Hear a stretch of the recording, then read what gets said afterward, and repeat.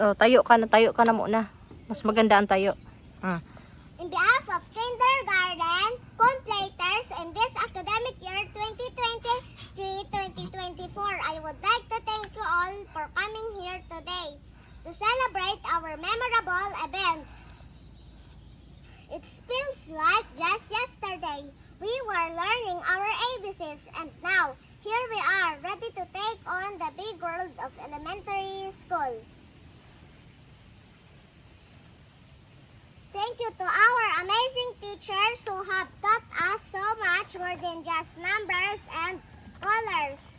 Thank you for your patient kindness and for always making learning fun. We can't have done it without you. To all moms and dads out there, thank you for your endless love and support. To my mommy and daddy, thank you for always giving me inspiration. To my fellow graduates, I am so proud of all of us. We have made so many memories together. We will always have this special moment to look back on.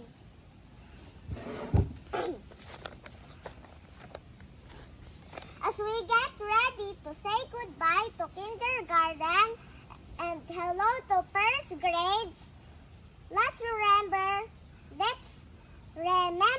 to always be kind, to always try our best, and never stop dreaming big. Because who knows, maybe one day we'll change the world. Congratulations, class of 2024. There is no one to praise more than God. We did it.